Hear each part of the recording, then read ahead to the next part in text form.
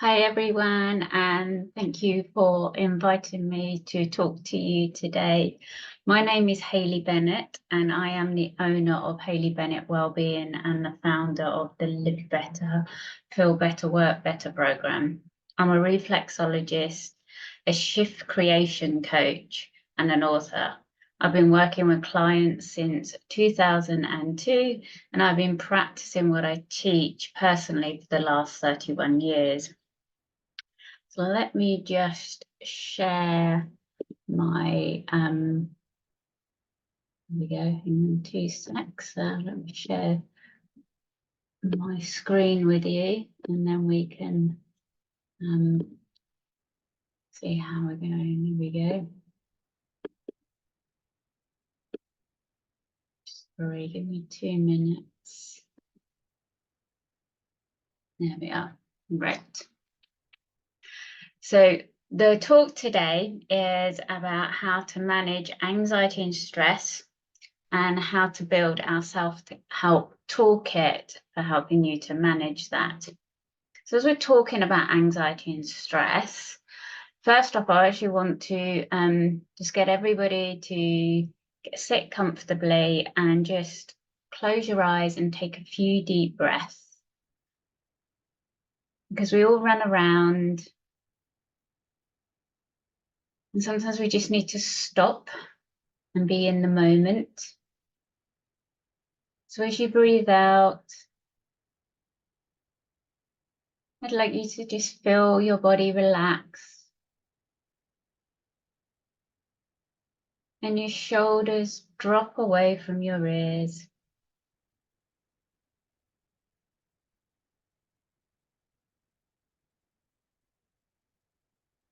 And now just imagine a big pot in front of you.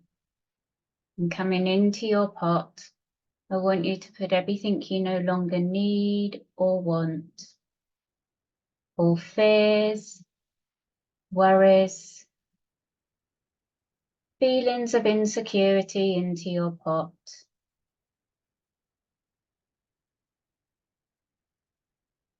When you have filled your pot, I'd like you to put a lid onto it and ask for it to be taken away, turned into good, and used for positivity whenever needed.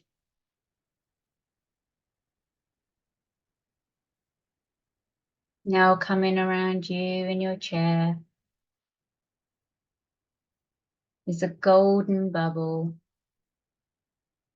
Gold is the highest form of protection, and only good may enter your bubble. Your bubble is a safe place.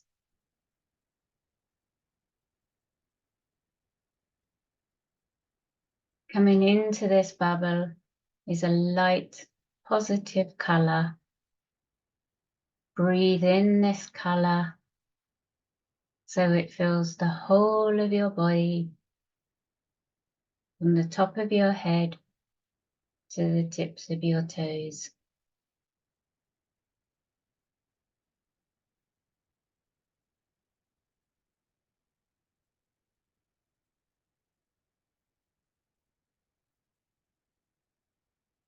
And when you're ready, open your eyes. Hopefully you're not falling asleep and you're all feeling a little bit more relaxed now. So as we said, today's talk is about a self-help toolkit for anxiety and stress. So what are you actually looking for from this talk today? Did you want to build your own resilience against anxiety and stress? Or do you want to help your clients do the same?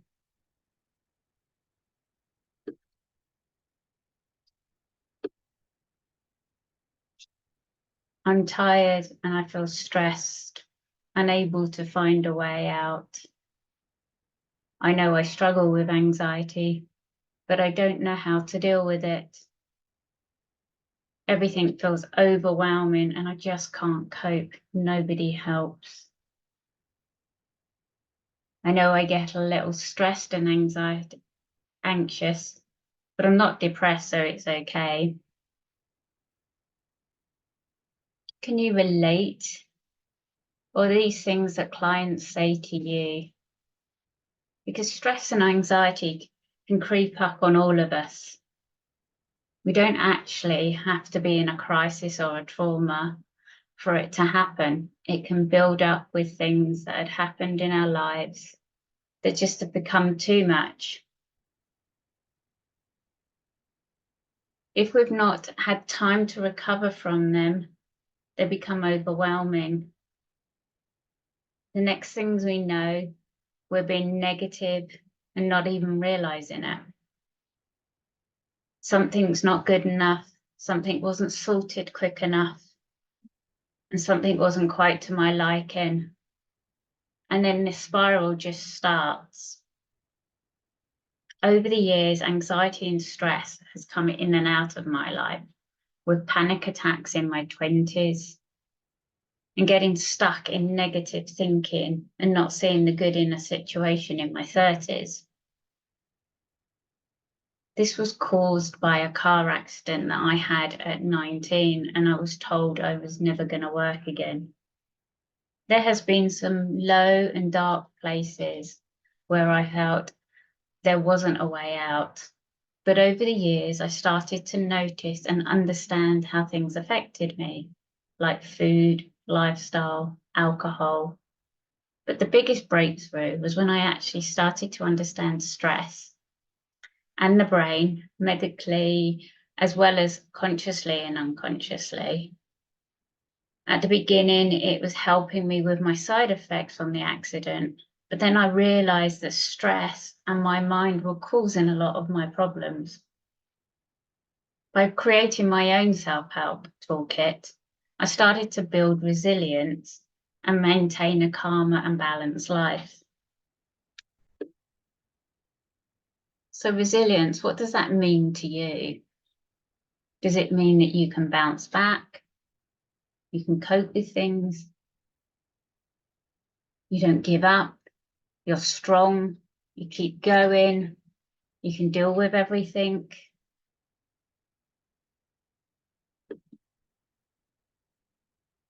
Because the actual definition of resilience is the capability of recovering quickly after something unpleasant, such as shock or injury, etc., or the ability of a substance or object to spring back into shape. I don't believe we have to recover quickly, but I do believe we do need to recover in our own time. But we do actually have to recover. We can't just hide. We can't push things away and not deal with them. We need to take steps, small and big, to build our resilience to recover. And the great thing is, resilience is not a personal trait. You're not born with it. It's a combination of behaviors and thoughts and actions that you can learn and develop over time. So let's start taking steps to build your resilience.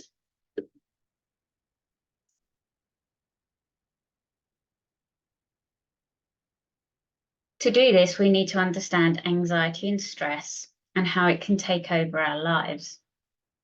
So I'm going to keep it simple because if you want to know a little bit more about how anxiety and stress affects us and the fight or flight or anything, there is more information in my self-help toolkit, anxiety and stress course with the AOR, or my book, but I will talk about that later. So I am going to just stick to the basics in this talk. So stress, a definition of stress is any demand placed on the brain or the body. So that is like can be from a trauma, like we were saying, or it can just be we're overwhelmed and so there's too much going on in our brain, or we physically pushed our body too much and that causes stress. But from a mindset point of view, stress is wanting the present moment to be something it's not. So because we're not liking what's going on at this moment, we get stressed about it. We're thinking about the future because we're wanting something different. And we're not actually in the now dealing with the situation because we're so wrapped up in the stress. The definition of anxiety is the feeling of fear, worry, or unease. It can be a reaction to stress, or it can occur in people who are unable to identify stressors in their life. Where on a mindset side for anxiety, it is creating a narrative in our mind of what might happen and then stay focused on it. We're in the emotion of the past or future because we're thinking about what has happened, so we go into fear, or we're thinking about what could happen, so we go into fear. So once again, we're not in the present moment.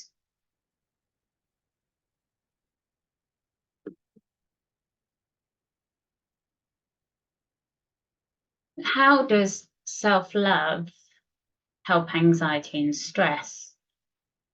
So when you think of loving yourself, it isn't quite a British thing, is it at all? It's, we can go into feeling very selfish, or we can feel guilty, or we can even see it as like people are in their ego and sort of say they really love themselves too much. But I remember my auntie who introduced me to reflexology when I was 16, telling me that I needed to love myself before I could love anyone else. I was 16. We're talking about 34 years ago. People didn't talk about things like that then. Her being a reflexologist, Reiki healer, and crystal healer was already out there. But at the time, I really didn't understand what she meant. But loving myself helps you build your resilience. When you have this, you have control over your anxiety and you're able to cope with life's stresses.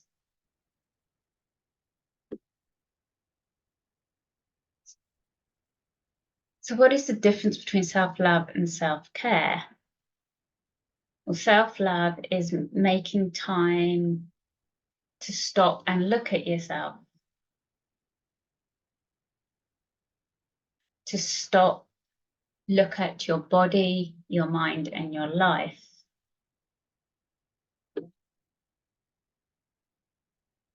Self-care isn't a hot bubble bath and a glass of wine. Self-care is actually creating a life you don't want to escape from. I'm going to repeat that because this is a real fundamental thing to remember. Self-care is creating a life that you don't want to escape from.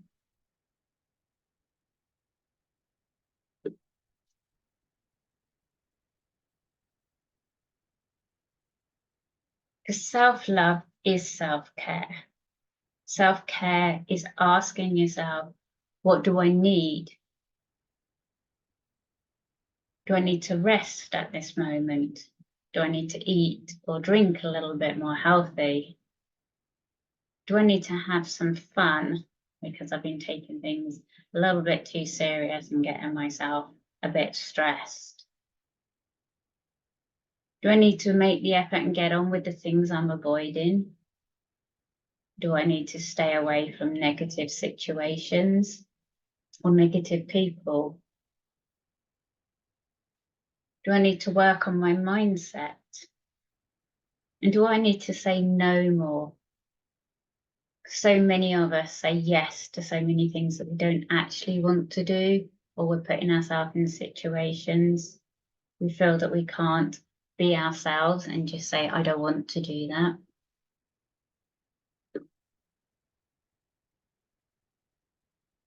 So why do we stop ourselves loving ourselves and sticking to our self-care?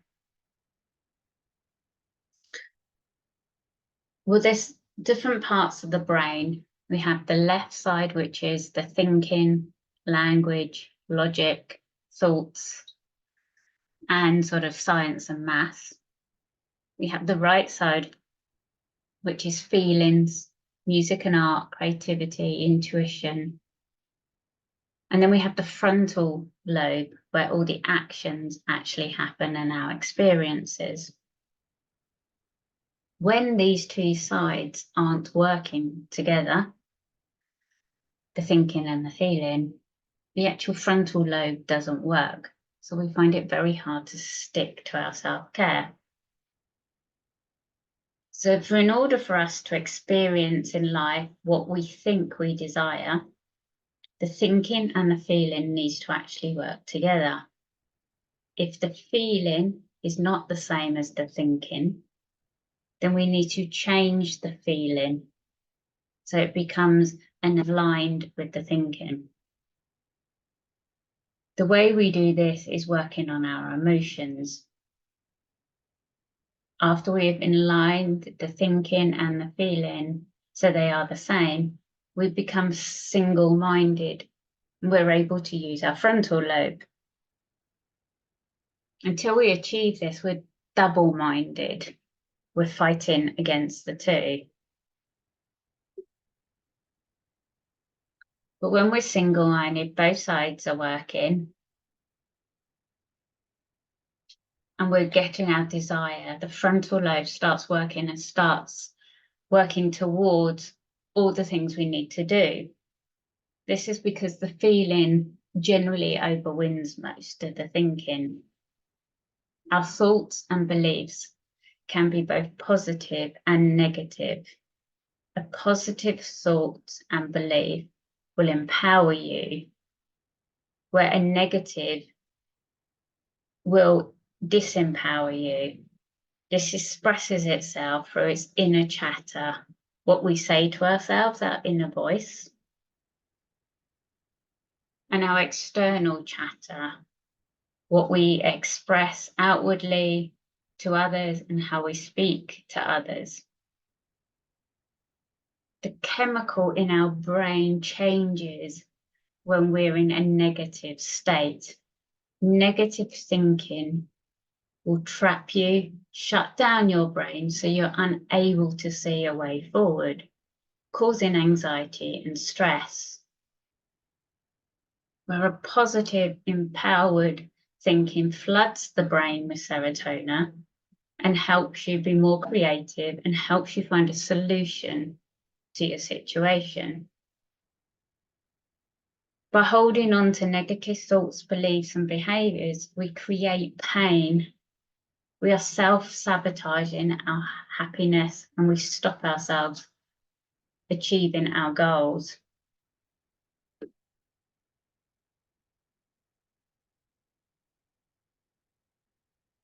So what are some of the unhealthy behaviours that we can have? Well, we can emotionally or stress eat, go into the fridge or cupboard and finding something to eat when we're not actually physically hungry. So many of us have stood there, haven't they, just looking in the cupboard or the fridge and like, why am I here? What do I want? But you just feel you need something.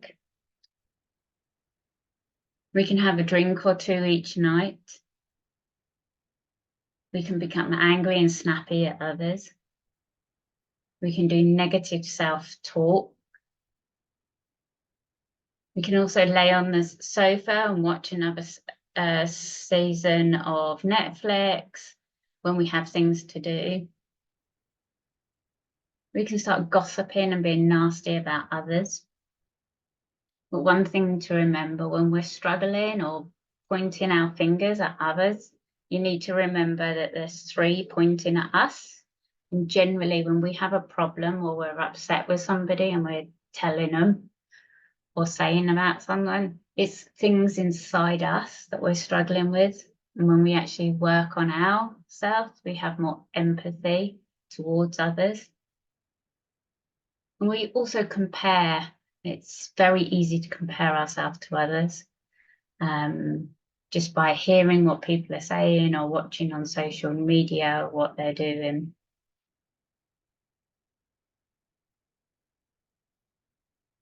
But are negative behaviours all bad? Do we need to beat ourselves up about doing them, or are they actually signs for us?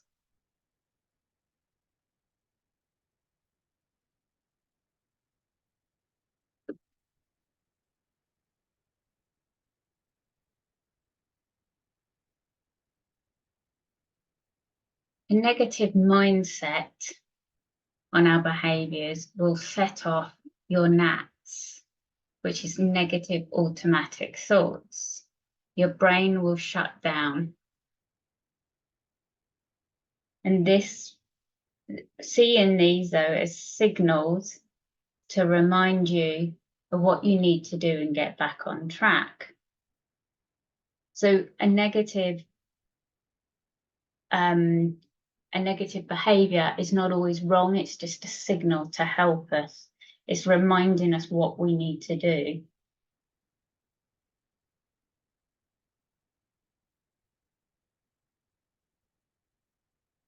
A signal to remind the change the scratch record. Maybe see a busy day as a productive day and not as a busy day being stressful. The minute we see it as stressful, our body becomes tense and foggy. So we need to change our mindsets on things. Because you can have all the strategies in the world. If your head isn't in the right place, your success won't have any longevity. You can't out-strategize a bad mindset. A negative mindset will always lead us to anxiety and stress.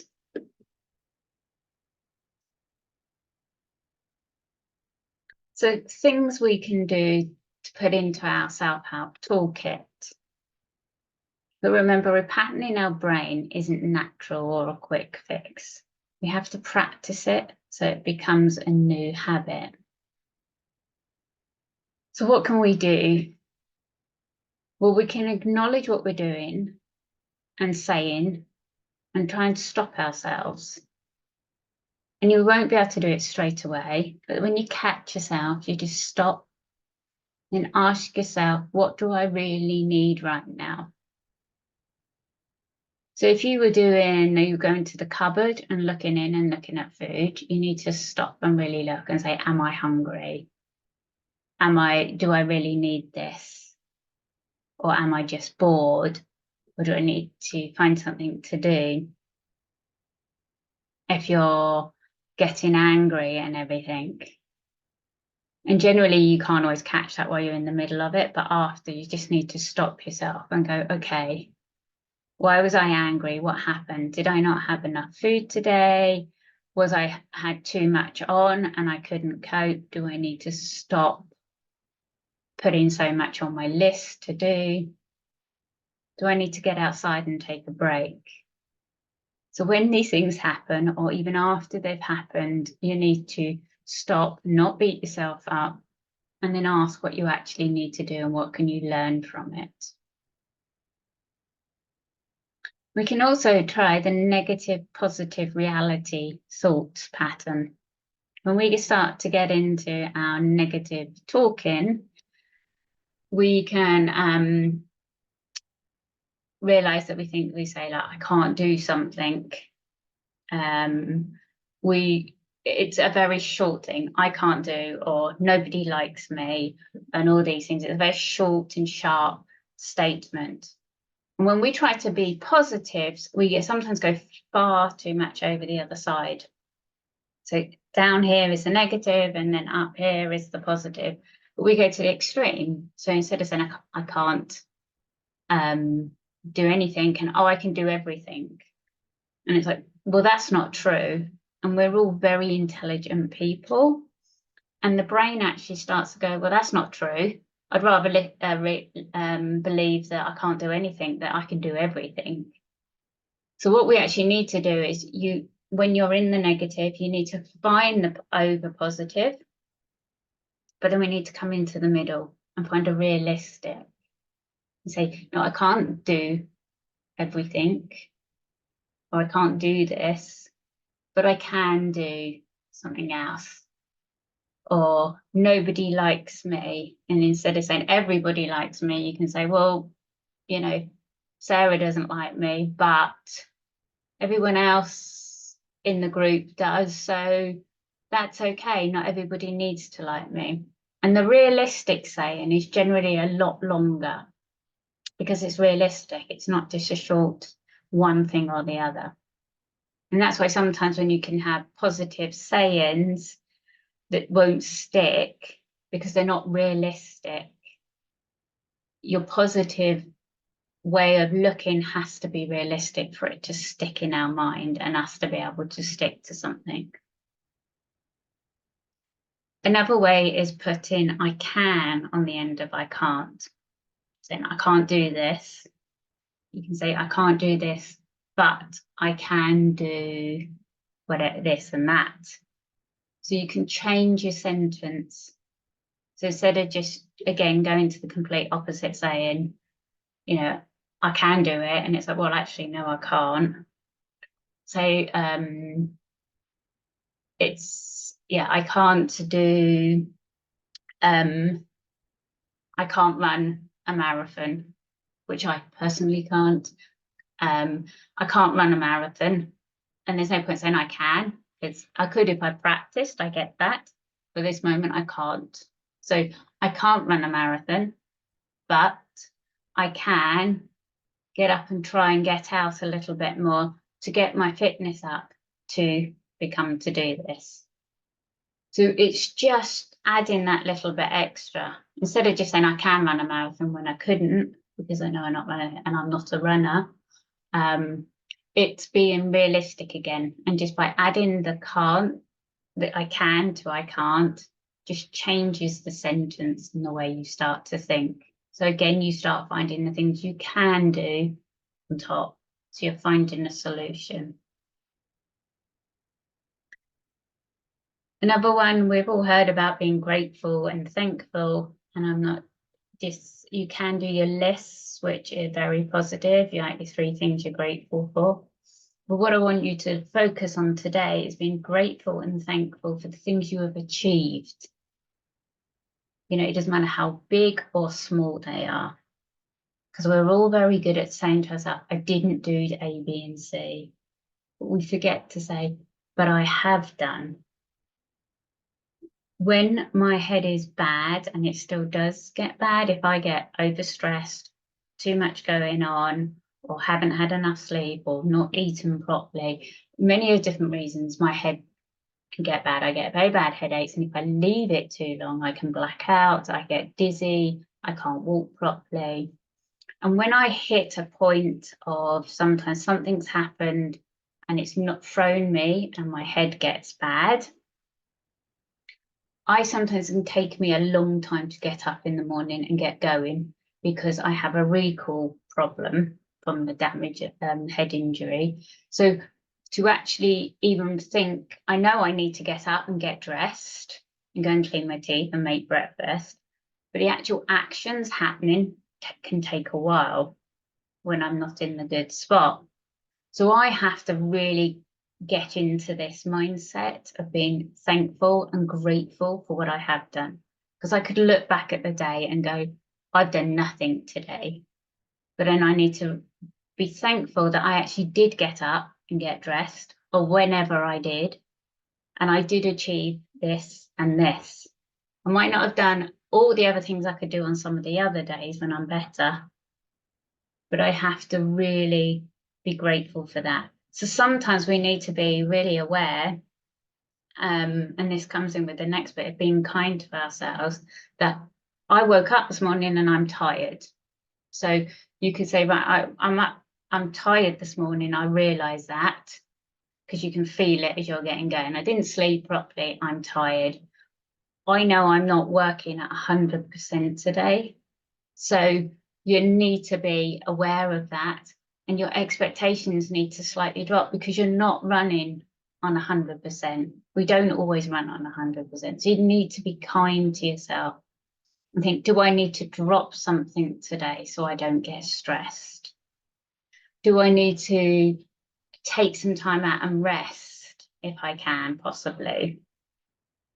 Do I need to just take a breath before reacting to the children or to my partner or whoever, because I'm not feeling great at the moment because I'm tired? So be very kind to yourself and be more positive self-talk than negative. The next one, the tea meditation, is actually one of my favorite. It doesn't need to be very long. You can do it at any time of the day. It doesn't have to be in the morning, but it is a good one to do to start your day when you feel you're not quite with it, or you know you have a lot on. And it is meaning having no phones, nothing else around you. So you're not drinking your tea and doing anything else. You're actually sit with your cup of tea or whatever drink you have, glass of water, whatever, and you take a sip and you just close your eyes for a couple of minutes and you ask, what do I need to do today to move forward? And you finish drinking your tea and you just sit and listen, or you feel. And it could be you're thinking, I'm tired. I need to be able to be kind to myself. Or I need to be able to try and get some rest because I'm feeling overwhelmed at the moment. Or it could be, as you're sitting there, the list of things that you need to do is reminding you of everything you need to do. So you say thank you, you write your list down so it becomes out of your head, because when it's stuck in your head, it's going to go over and over because your brain is worried that you're going to forget it. So write those down. Take those moments. Even if you don't get a feeling or an answer, then just put it out to the universe and see what happens. You might just be sitting there and thinking, oh, my neck hurts. Oh, I need to stretch today. I need to make sure I try and stretch my head out. Or I need to call someone to have treatment for myself because I've been working too hard with other people. Just listen and take the thing. So this is a couple of minute thing. You just take a couple of sips of your drink and ask, what do I need to do today to move forward?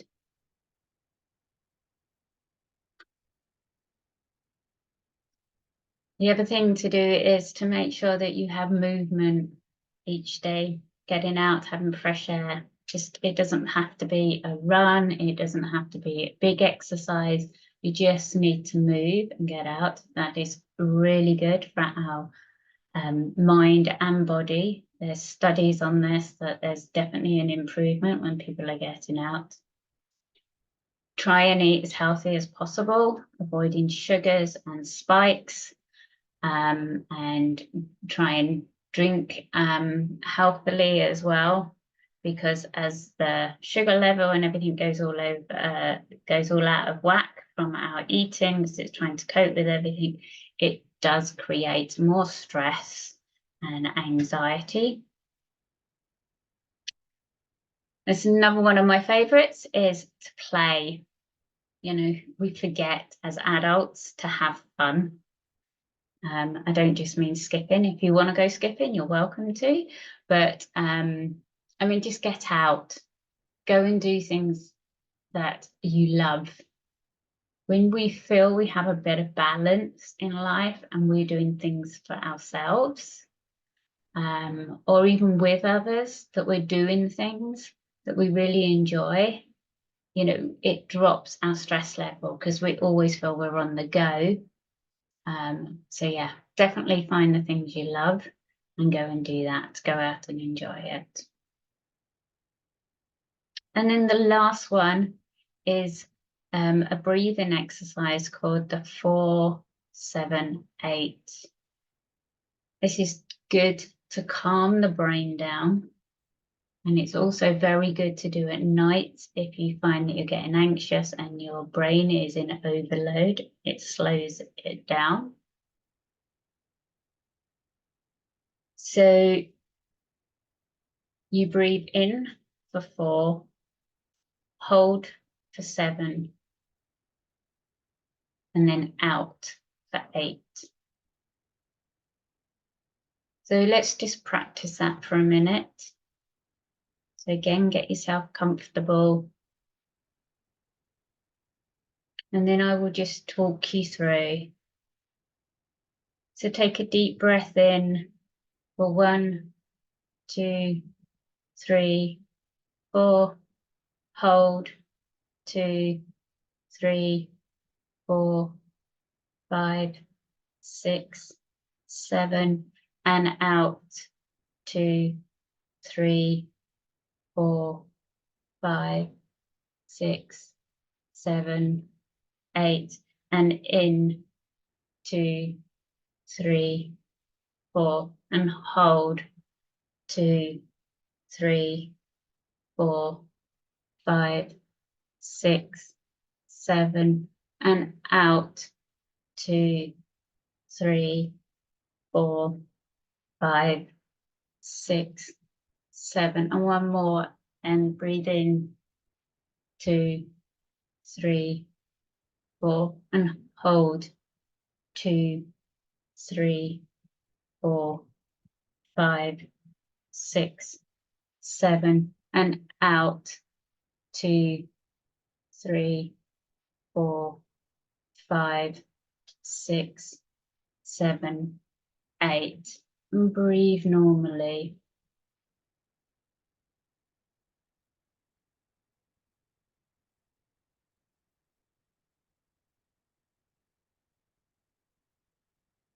All right.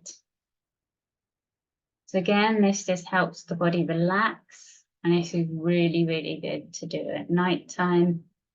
And you can do it up to about 5 sets. Don't overdo it because you start, the brain will need and the body needs a bit of time to get used to it. So don't overdo it. At least do it between 3 to 5 times.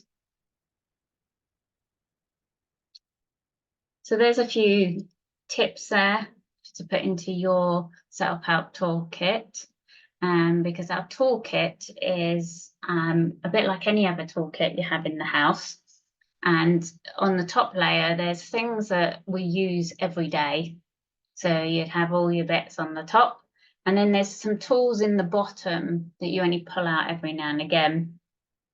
So any of these or any other things that you have already that you do can go into your toolkit. But remember, they don't have to be used all the time. And a lot of these might not be any good for some of you, but good for others. But do what is right for you.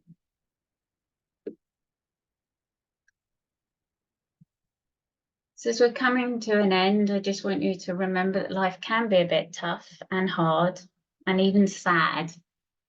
But if we let go of the drama and focus on how we want and how we want it to be, we can start building resilience and have a positive, realistic view on ourselves and our life. Because self-care is creating a life that you don't want to escape from. Self-awareness plus self-care equals self-love.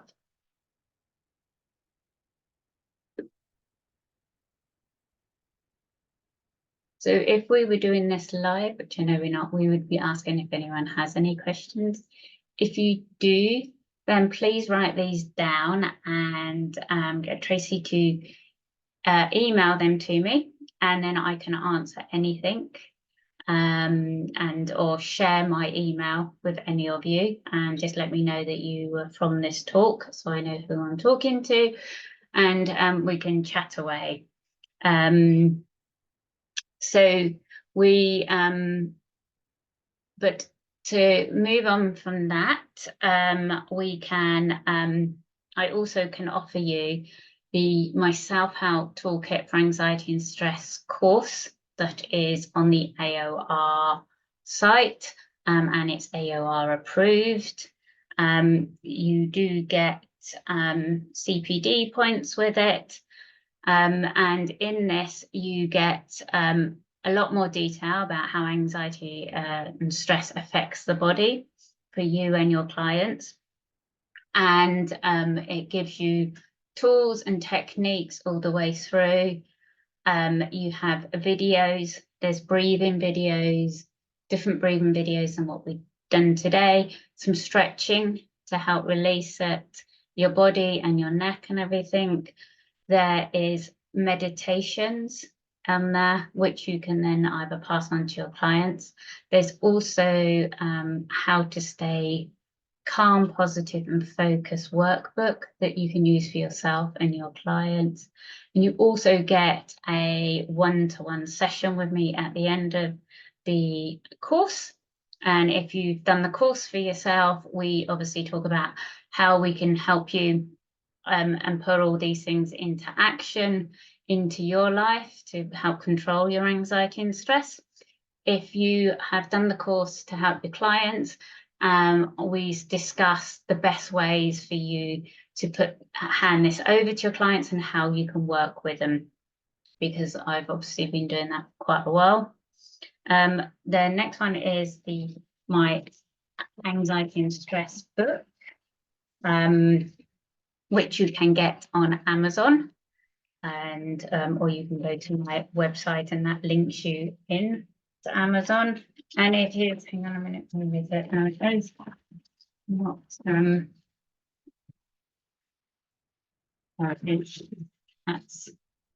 it's not a very big book, it is just a handbook, and that has exercises in it, and we talk about how to get into a balanced life, and a lot more about the negative automatic thoughts and everything in the book. And it just gives you simple steps to improve your day and build your anxiety and stress. Also, I have how to focus your reflexology business and get more clients course, which you can get from my website. I also have said that I do a talk on that as well, if you would like that later on. So there's that as well. And I also have my YouTube channel, which is free. And on this channel, you will find guided meditations. There's I think about 20 meditations on there, down to time to relax, and that comes in a 10-minute up to a 30-minute meditation in different things. There's different ones to help release tension in your body, about letting go and coping. There's lots of different master classes on there, and guest speakers talking about different stuff. So while you're on the YouTube here anyway, with this thing, you can then hop over to my section and check that all out. And that is my YouTube channel there, the Hayley Bennett Wellbeing 3463. There's also my email if you do have any questions, and my website if you want to have a look at the courses. And there's obviously my work page and my free community Live Better, Feel Better Facebook group as well. I hope this has been helpful, and you've got some good information to help with you to take forward. And I look forward to hearing from any of you. So I'd just like to say thank you for listening and taking part in this Live Better, Feel Better, Work Better talk. And I hope you found it all useful. Take care. Lovely to meet you all. Bye.